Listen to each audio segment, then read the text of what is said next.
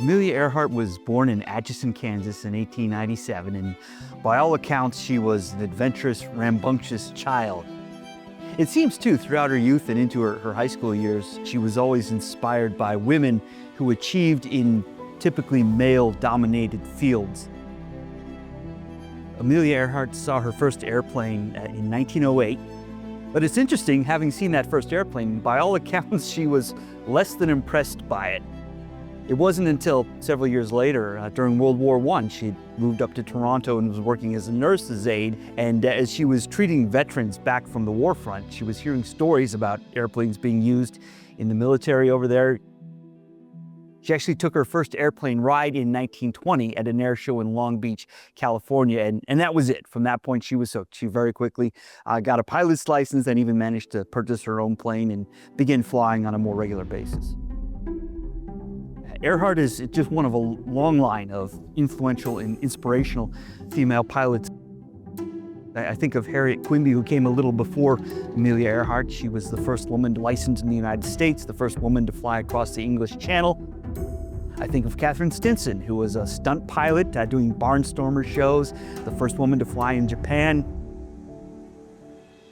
There's no question that Amelia Earhart and other female pilots of her time faced sexism and discrimination. It was difficult finding people who would train them to fly in the first place, and then there were people who treated them as less than authentic pilots or not as capable as male pilots. Earhart made her first transatlantic flight in 1928. She didn't actually pilot the plane. She rode as a passenger while a couple of men served as pilot and co-pilot.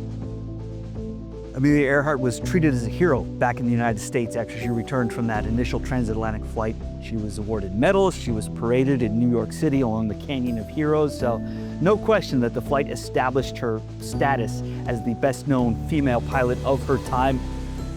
Despite that, she just wasn't satisfied because she was only a passenger. She wanted to make that flight herself, so a few years later, in 1932, she was able to fly a Lockheed Vega non-stop from Newfoundland to Ireland, becoming the first woman to complete a solo transatlantic flight.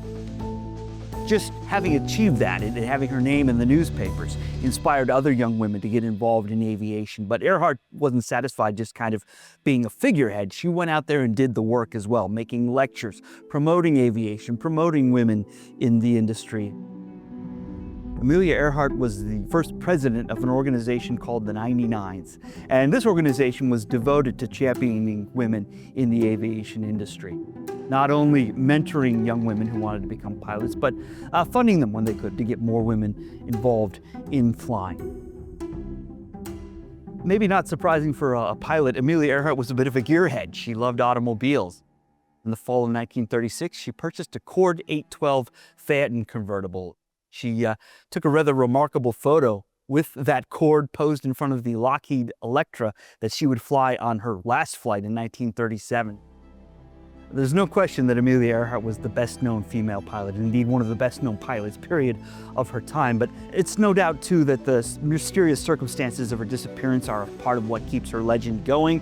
You know, she disappeared really at the top of her game, so we tend to remember her that way, always at her peak. But her disappearance shouldn't overshadow her genuine accomplishments, the records she set, the work she did to promote aviation. She was a skilled pilot who did everything she could to try and expand the reach of the industry and to bring more people into it. That, to me, is her real legacy.